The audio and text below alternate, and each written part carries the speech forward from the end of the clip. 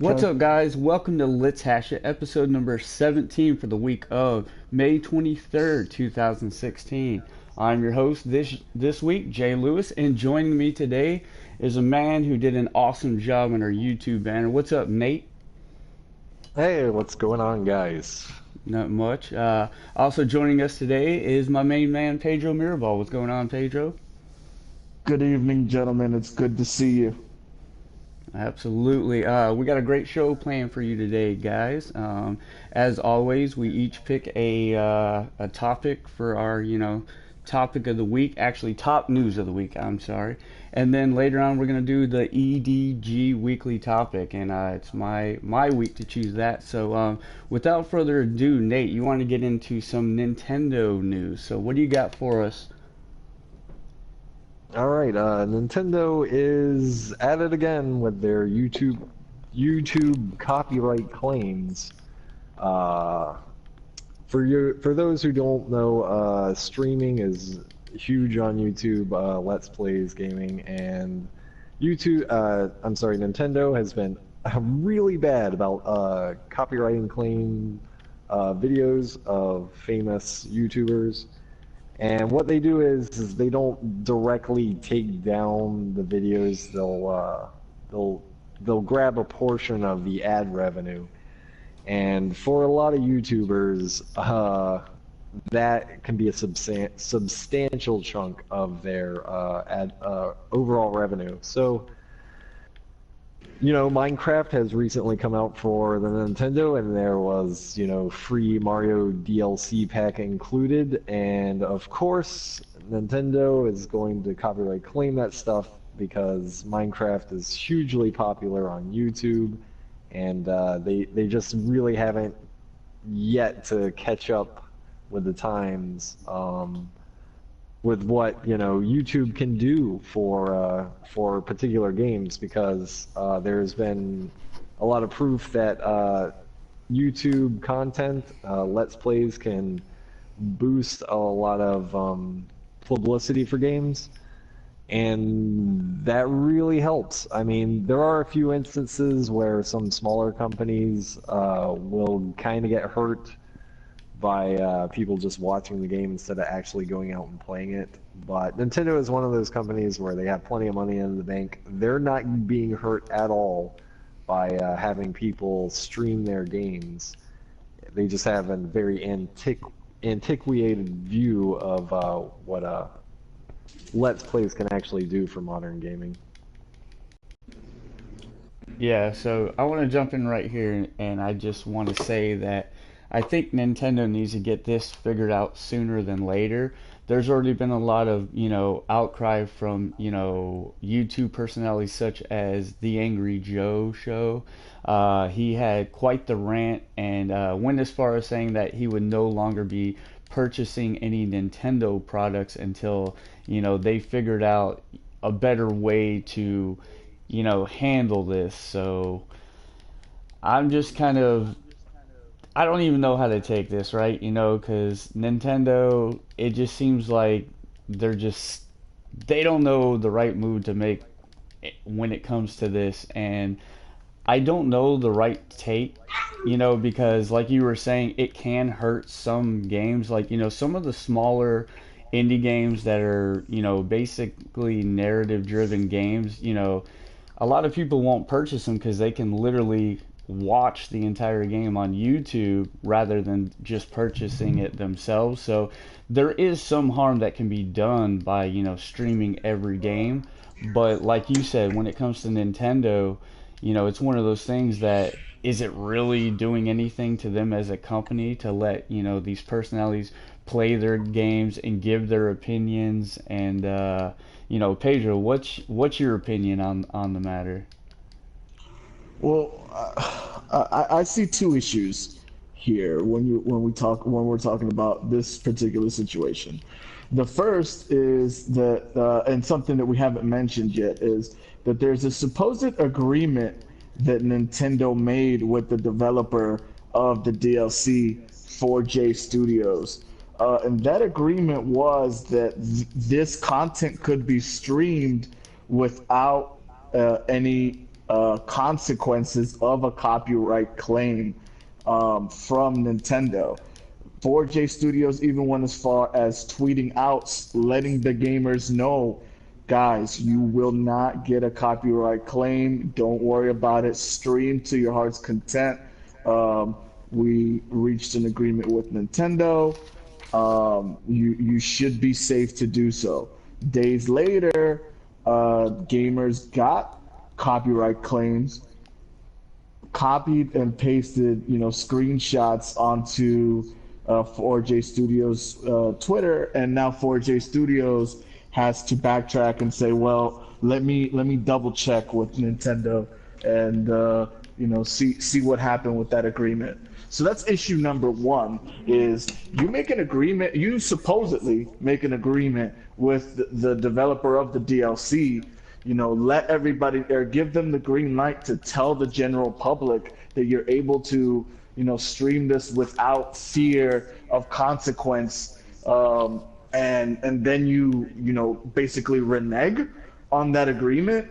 That's, I mean, to me, that gives Nintendo a black eye, and that's something that other developers are looking at, and probably thinking, I don't want to work with this company if this is what's going to happen. So in my opinion, that's a black eye on their reputation. And the second issue is that, just like what the two of you guys said, Nintendo simply doesn't get it. They're still showing signs of being that old Nintendo that doesn't understand new age gaming. I mean, if they did, they would see that allowing players to showcase their games is a good thing. It typically generates more publicity and sales, which, I mean, as we know, they sorely need, because if they didn't need more sales on their console and software, they wouldn't be making a Nintendo NX. But instead, they're seeing it as a revenue source and scaring gamers away from streaming their games. To me, this raises red flags when looking at their future. I'm expecting a new attitude from this new Nintendo leadership, and I'm getting more of the same. How do you guys feel about that? Yeah, let me jump on that answer right away. I'm right there with you because I thought that under new leadership we would see Nintendo start to quote unquote get it, and I just kind of wonder when that's gonna actually take effect because as it stands they still hit people with these copyright claims, and it's really like it's not benefiting the company whatsoever. And again, it's starting to alienate people from, wanting to play the games, especially personalities. And, that's free publicity for their games. And, again, major outlets, and I've said him once, I'll plug him again, Angry Joe, he's not going to play Nintendo games until they figure this out. And, he has an audience of 2 million people on YouTube. So, him not playing your game, like, going as far as having rants saying that, Nintendo needs to get their stuff together, and him conveying that message to his audience, that's potentially 2 million people that are also having that same opinion about Nintendo. And we're streamers and we have our own podcast where we play games over our stream, so we will never be able to play Nintendo, NX games in the future over one of our podcasts without fear of, them monetizing any kind of funds that we would have in the future. And, so that's already making me just say, you know what, I'm never gonna, try and do something, anything Nintendo related, on our podcast. So it's just I don't know when they're gonna figure out that what they're doing is wrong. So Nate, you take it, man. I think, I mean, personally, I know that this lends, a lot of this trouble is lent to the fact that Japanese businesses do things very traditionally. Their management structure is set up in very specific ways, and their decision making is done in very specific ways. So to have something so new, be introduced into their decision making processes is it might be a long time coming. I mean, it's not just that they have new management in place, it's just the overall structure of how they do business that causes a lot of problems, especially for the way we look at things as a Western civilization. So, for them to catch on to this, it might take some time. It might take, something really big happening for them to take notice of what happens over here. So, I mean, we'll see. I think it'll be a long time coming before they turn around on this, and hopefully with the NX coming out soon, they'll see like how integral that could be for their success. So we'll see what they do. Yeah, I was gonna say that when you look at the two new consoles, the PS4 and the Xbox One, you look at two consoles that not only, completely deviate from what Nintendo does when it comes to, sharing your video game footage on YouTube, but they literally embrace it. The PS4 specifically has a share button on the DualShock controller that lets you upload your gameplay right to YouTube. So, it literally is like encouraging you to do what Nintendo is discouraging people from. Pedro, what do you think about that? I agree with what you're saying completely. To be honest with you, I mean, yeah, I think I'm gonna keep it brief and just say that I agree. Actually, I would go on a rant, but I'm like, no, I'm not gonna do it. What about you, Nate? What do you think about, the new, the newer consoles, encouraging you to share your content? Like, what does that do to Nintendo? Do you think it's almost kind of forcing their hand, or do you think they're just going to pretty much stay stubborn, like you're saying, that's just the way they do business? Like, what is your opinion when it comes to the newer consoles, encouraging it? I well, I really think that Nintendo will stay stubborn in it, but hey, PlayStation will do what Nintendo don't. Mm, All right.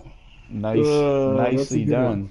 Well, because like one thing I was gonna mention too is that when the PS Vita came out, there was a big stink about not being able to review Vita games properly because the only way you can get video game footage at the time of its launch was off cam footage. Like there was no HDMI port to let you get direct feed, and so there was all kinds of funky stuff there. Like I almost wonder if Nintendo is even going to have the ability to even upload, that organic footage onto YouTube without having to kind of jump through hoops in order to do it. Like I can totally see them doing something to where they prevent you from being able to do it organically, without some third party service or something. So, this That's their is loss.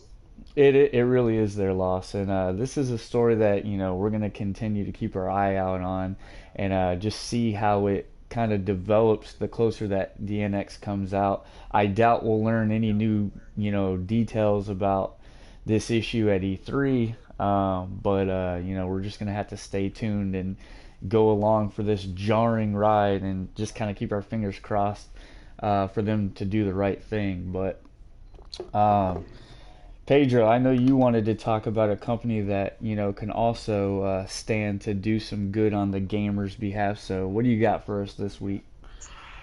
Yeah, earlier last week, Capcom announced its earnings. Within the earnings, conversation, they actually said that they're going to kind of shift their mindset when it comes to releasing video games and the development cycle, that that goes along with it.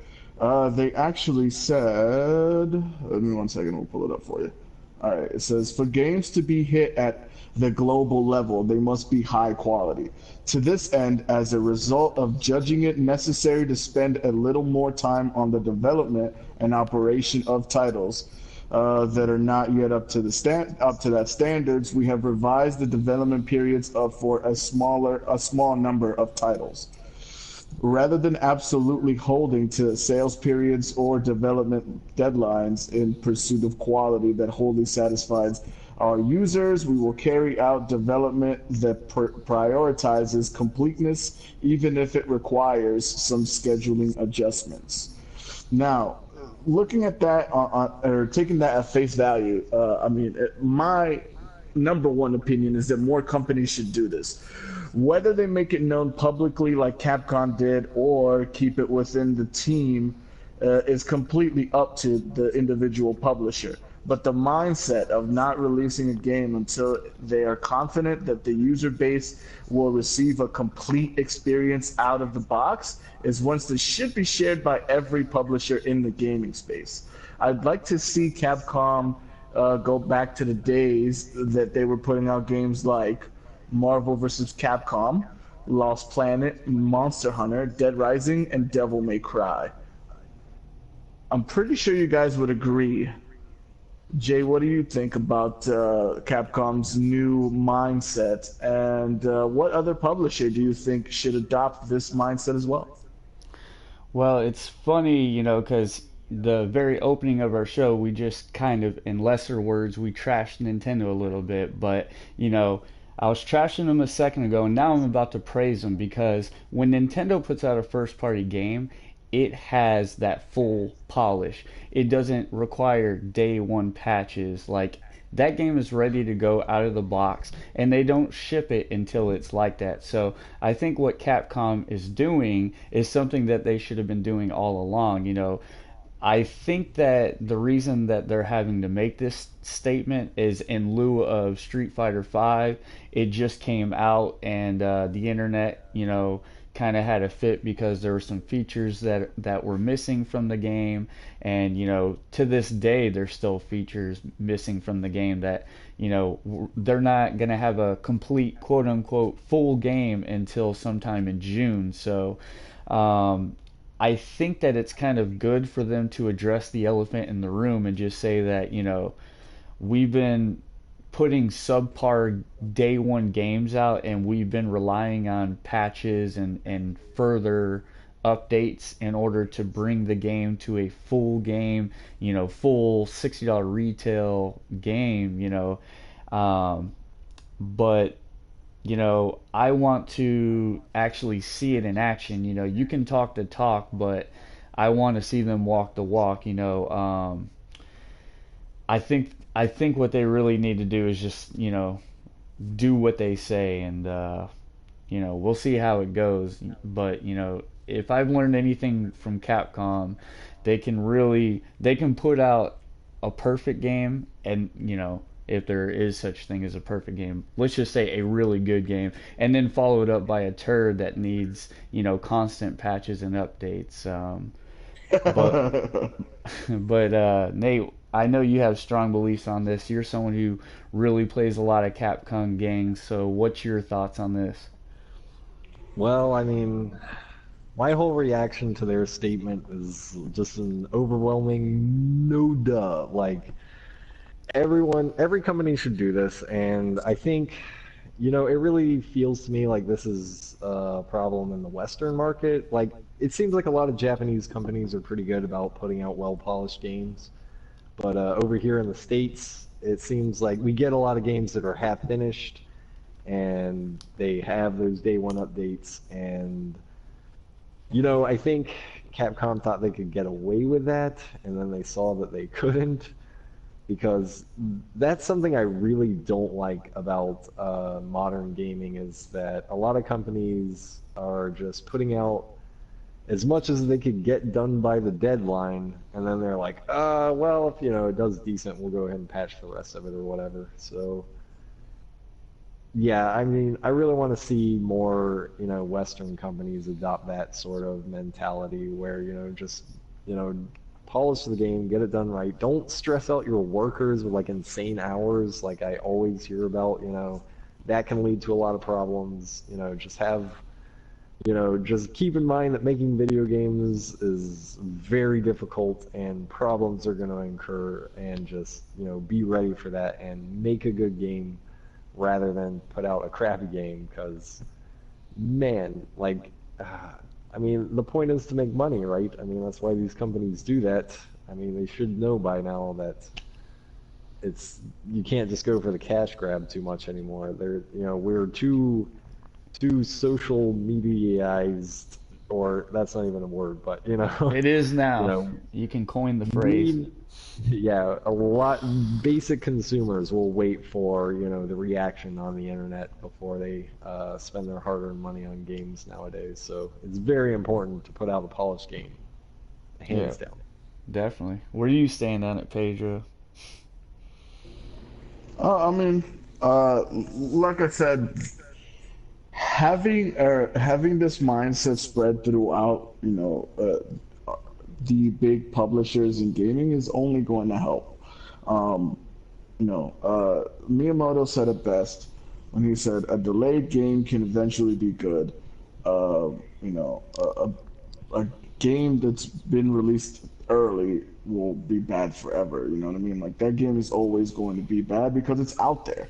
If you delay a game and it's trash, but you delay it 6 months, and in those 6 months you can turn that garbage into uh, an amazing display of of whatever you're trying to accomplish. Then you know delay it. What would you guys rather have?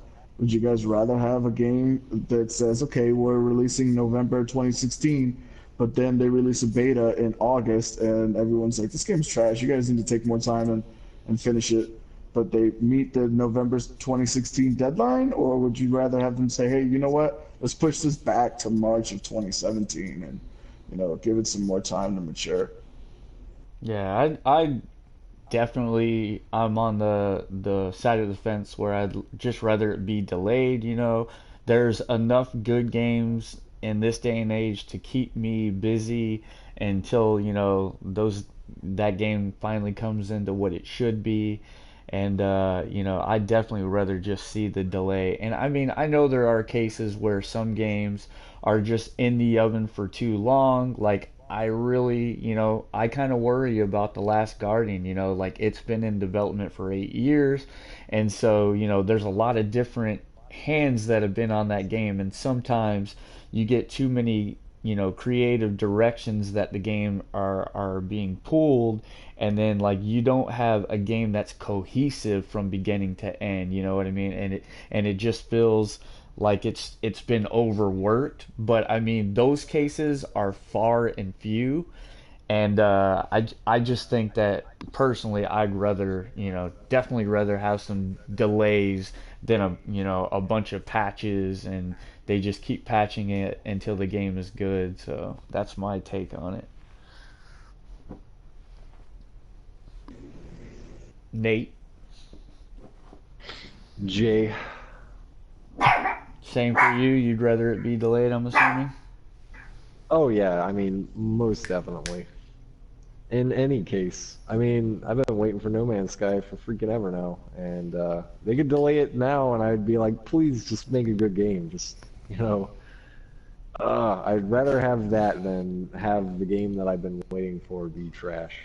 Yeah, and that's like a great example is No Man's Sky because I think that games like its original conception was I think a lot smaller of a game than what it's finally going to be because that game didn't just get delayed. I mean, it got pulled like a whole nother year. So, you know, it went from being this indie game to what it is now, which is a much larger, AAA game. It started to get some of that Sony money. So, what you would have got a year ago, I would assume is nothing like what you're going to get now. Like, would you be willing to wager that?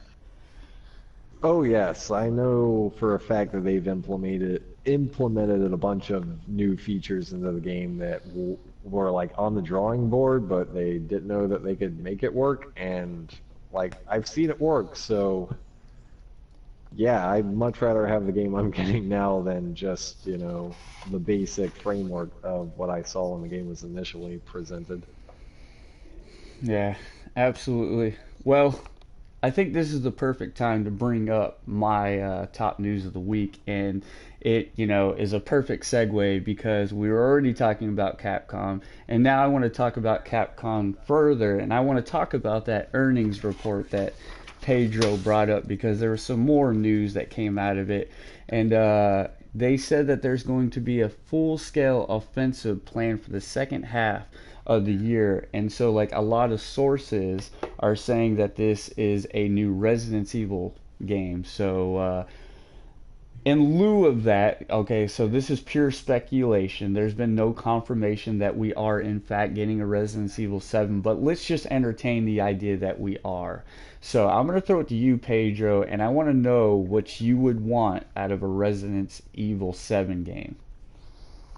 I don't want a Resident Evil 7. I would rather see a reboot, and just, reboot the whole franchise. The franchise is old enough now that the new generation of gamers wouldn't have had a chance to experience it. So why not reboot it? Continue the old style of play where you can keep it in a mansion if you want, or you can put it in like an abandoned hospital, whatever you think is scarier. But continue that whole feel of suspense, limited enemies, limited ammunition, and just very, very methodical storytelling that you would get out of a classic Resident Evil game, I should say, because Resident Evil game now is completely different from something that you experienced years ago. Absolutely. Now, Nate, I want to ask you the same question. What do you want out of a Resident Evil 7 game? If we were going to be getting a Resident Evil 7 game, I would like them to go back to Resident Evil 4. That was by far my favorite in the entire franchise, and I love the feel of that game. I love the atmosphere. I loved the gameplay. I would want more of that. I really liked 5 too.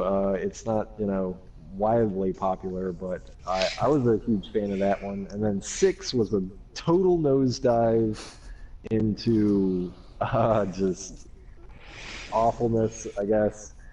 I don't want any more of that. I don't want huge action set pieces or anything like that. I want a very tense, dark environment where I'm scared and I'm searching for ammo and just trying to survive, whatever the hell is happening.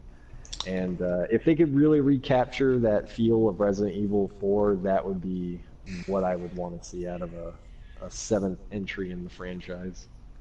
Yeah, remember the creepy guy that was chilling with the trench coat? What was his quote, Nate? You do it so well. Hit me with it. What are you buying? What are you selling? Yes. And to me that was what was so special about Resident Evil 4, the fact that you could upgrade your weapons, and there was just so much going on in 4. The townspeople with the pitchforks and all that stuff, like it really encompassed this feeling that Resident Evil games were never able to touch back on. It was like 4 was the pinnacle of what a Resident Evil game should be, and for some reason they just deviated so far from it, going to 5, and then like you said into 6, it turned it into more of an action game than it was a horror game. And like hitting back on what Pedro said, him wanting to bring it back to the roots of getting that horror going, putting it in a more scary setting. Like, me personally, what I want out of a Resident Evil 7 game is for them to completely wipe the slate clean. You've tried for 6 games now to sell me on these characters, and I still don't give a shit about any of them. You've tried to sell me on the Umbrella Corporation. Guess what? Still don't give a shit about them. You've tried to sell me on Raccoon City. Guess what, Pedro? Don't care. Do not care.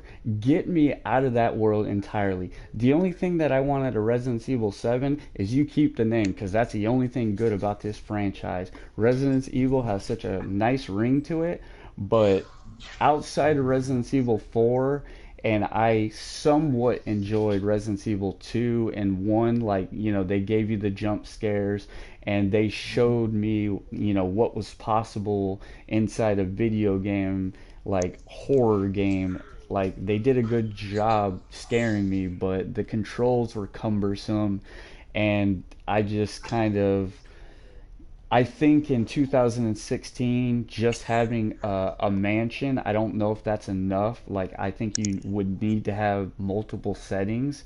And I think, what I would want is, like I said, just completely wipe the slate clean and give me a compelling setting and give me some characters that I genuinely feel like they're surviving this apocalypse, because that's what zombies are all about, is the survival, and like, the world is literally being turned upside down, you're being ripped from civilization, like all those things. So I kind of hope that's what we get.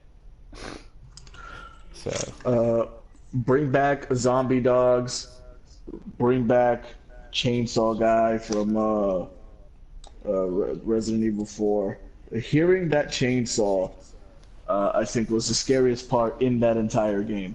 Because when you heard that chainsaw, there was nothing you could do. You were just looking for ammo. If you didn't have any ammo, you were trying to figure out escape routes, and the villagers were coming after you. And I mean, that was multitasking at its finest when you heard that chainsaw and you were trying to figure out how you were going to react once you eventually saw that character. yeah, yeah, absolutely, man. It definitely scared the crap out of me. And like another enemy that would scare me is, remember when the Nemesis would come out? Like, Nemesis was Oh no, terrifying, bro. you thought you Absolutely. killed it but you really didn't. Yeah, definitely so.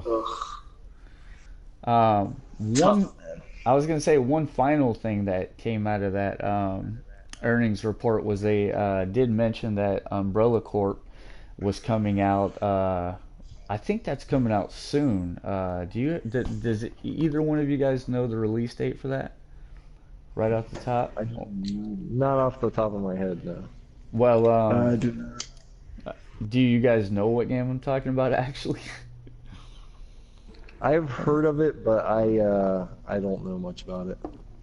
What about you, Pedro? Did I echo the statement of See, one Nathan? It's that's a where. multiplayer only game, Right. right? I was just gonna say that's where Resident Evil is at right now. They got a game that's coming out any day now, and nobody knows about it. Nobody's talking about it. There's very little hype being generated about it.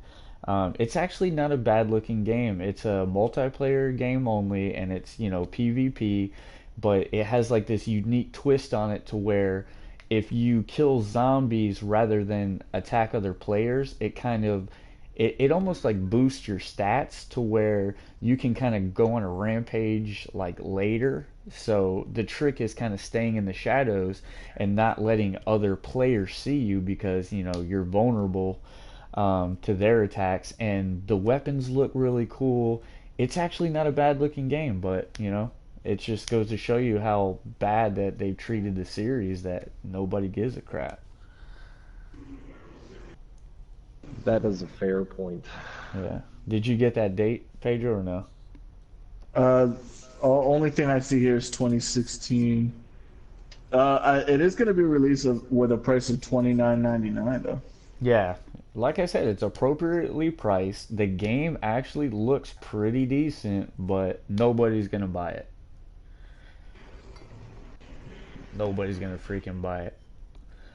Die-hard fans will, but that'll be about it, because According to this, it should be out this month. I was gonna say they did say it was like the first half of 2016, which hell, we're going on June now, so. But Yeah. yeah, check some videos at a later date, guys. But that's enough top news for this week. I think now is a good time to break off to the EDG weekly topic, and that is being hosted by myself. And my question that I'm going to direct to you, Nate, first. first, what do you like most about modern day gaming? Like, what's your favorite feature or, function? My favorite feature, and I'm going to be very specific here, is free DLC for games. Oh, yes.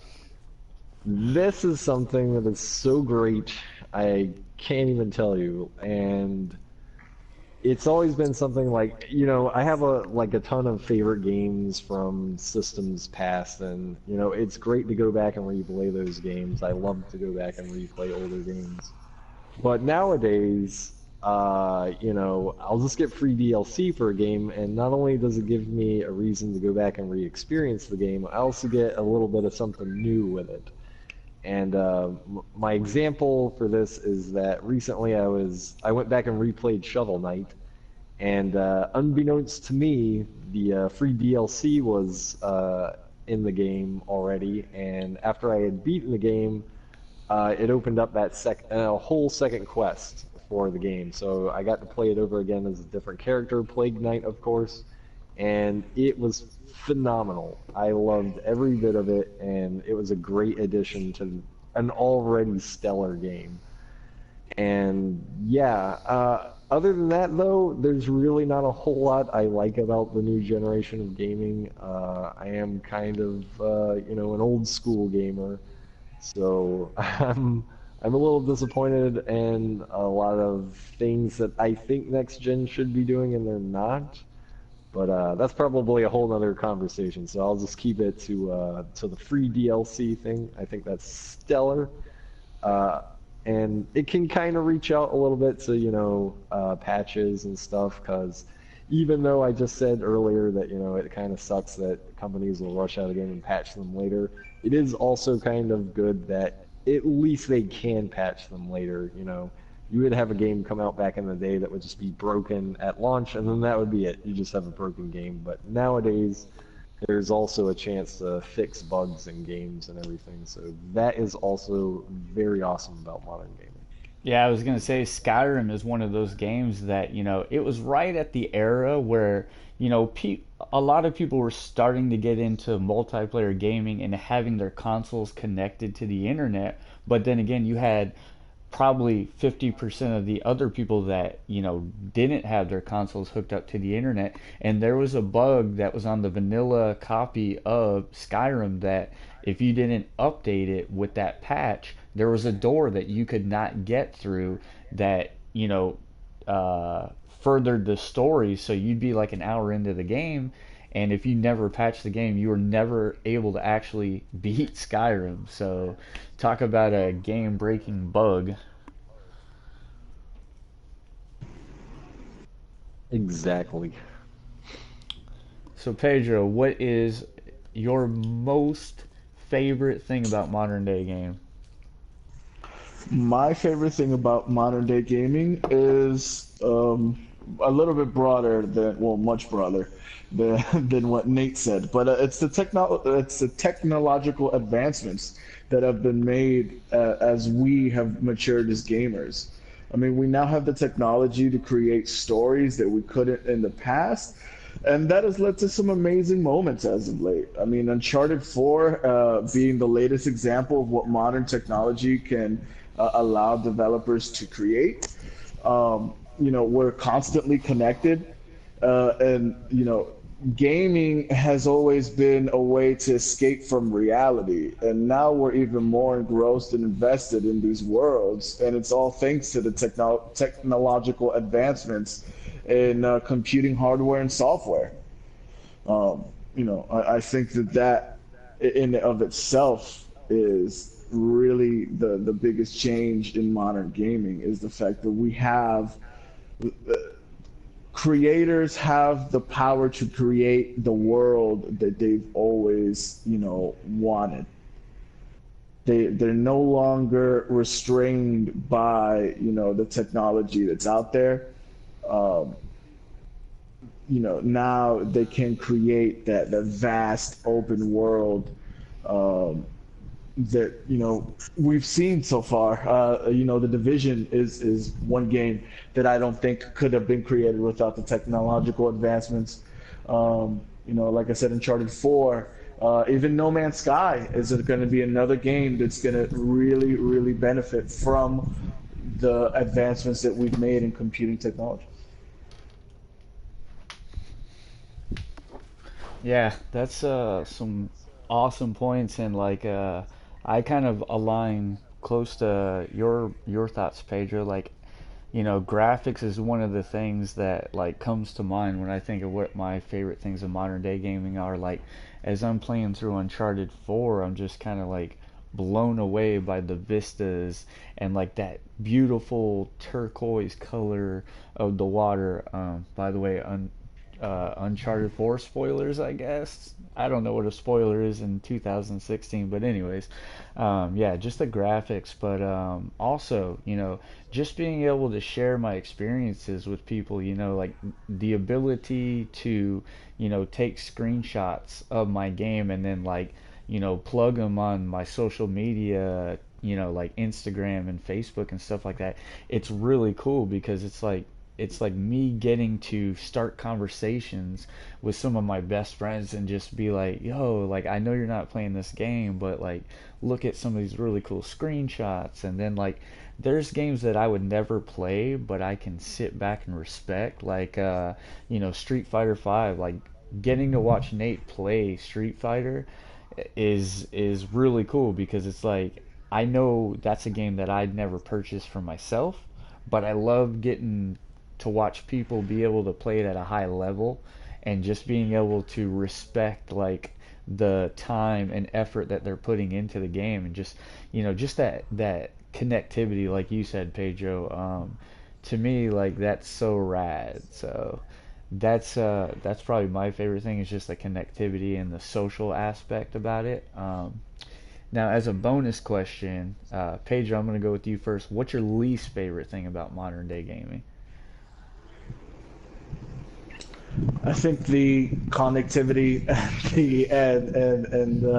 the social aspect of gaming. Honestly, I think that when you look at the latest trends in gaming, um, I think that developers are taking that social, always on, always connected, um, you know, uh, I guess belief, and really just creating these games that, I mean, aren't very good. Evolve is being the main one where it's multiplayer based, um, and it's just not a very good game. It's not giving gamers the experience that they want.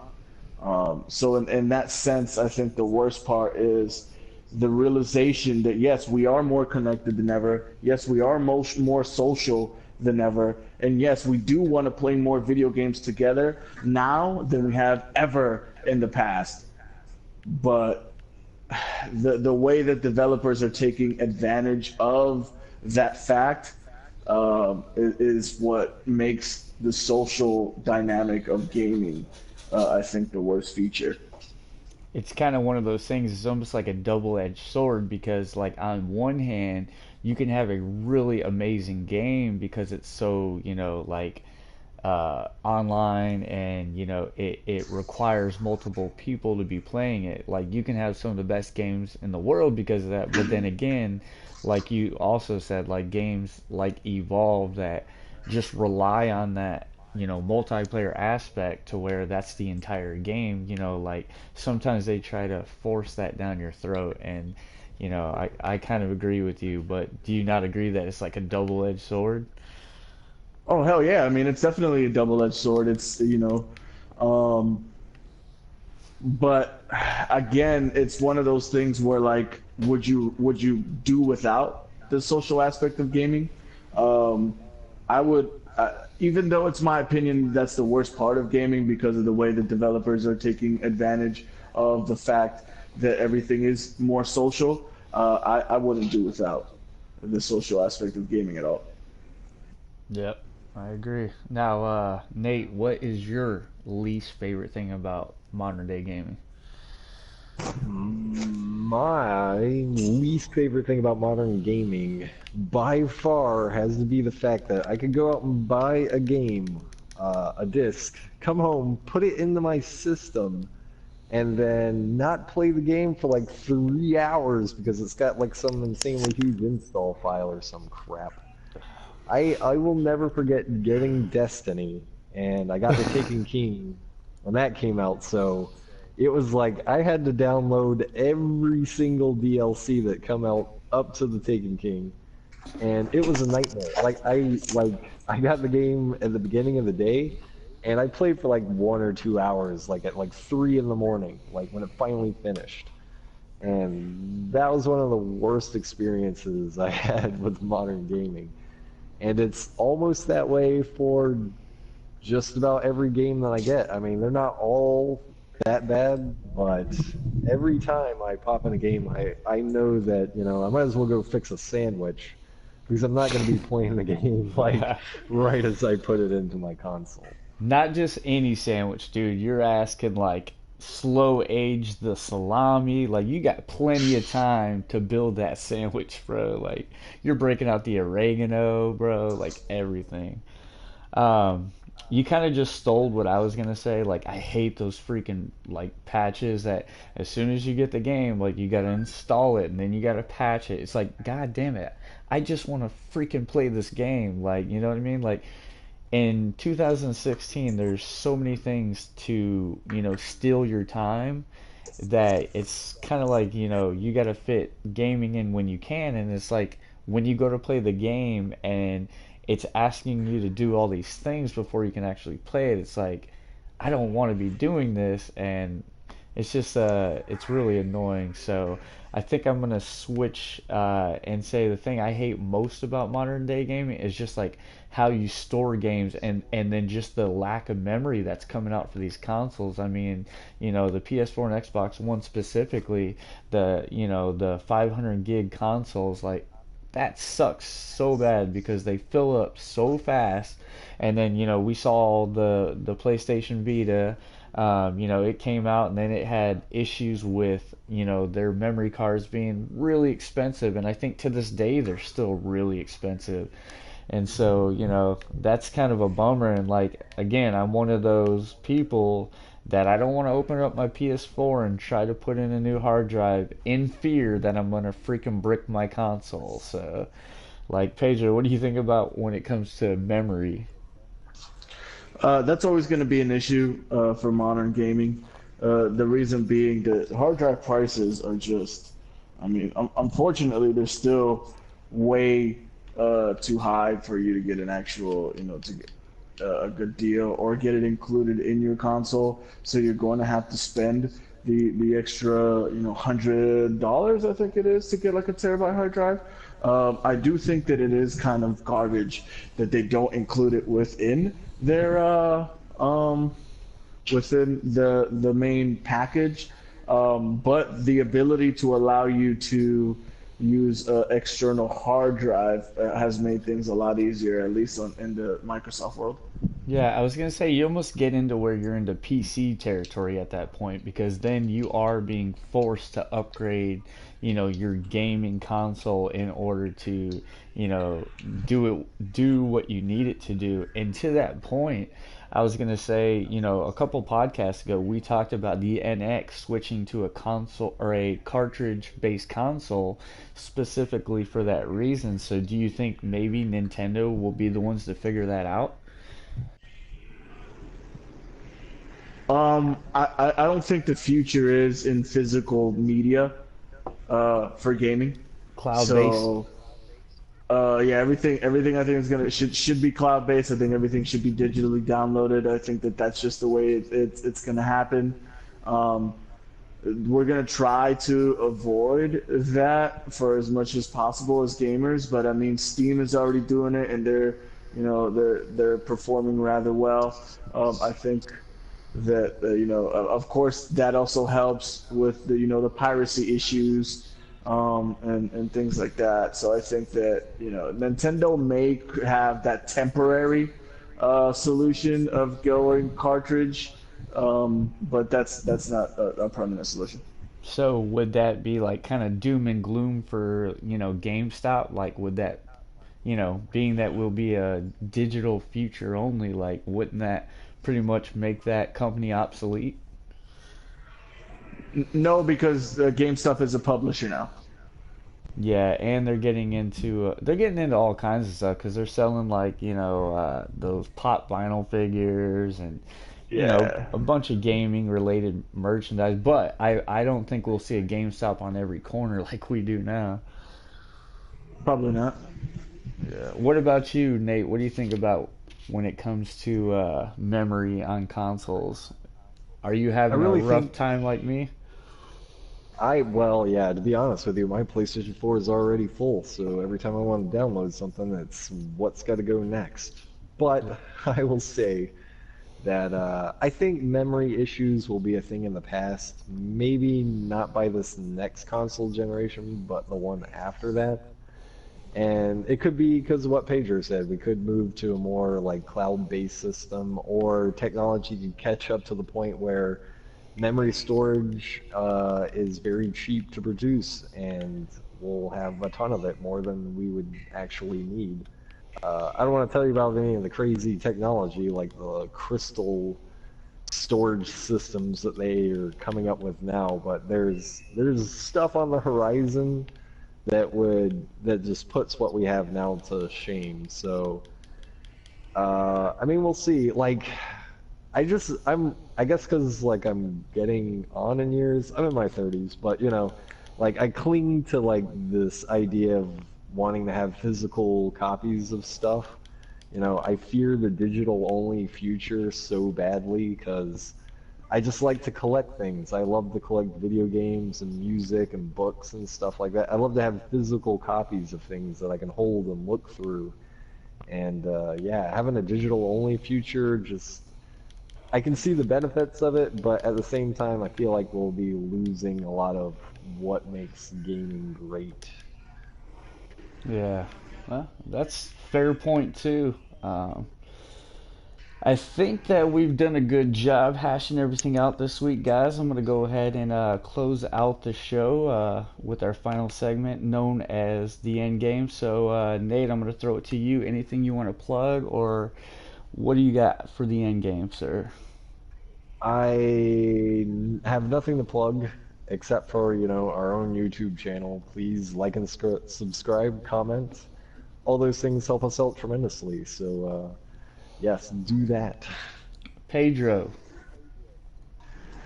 Yes, sir. Check us out on Twitter, Extremely Decent Games on Twitter. Facebook, search for Extremely Decent Games. Our group there is growing each and every day. We're having, intellectual discussions about gaming each and every day. Feel free to stop by and give us your thoughts on the latest and greatest in this thing we love.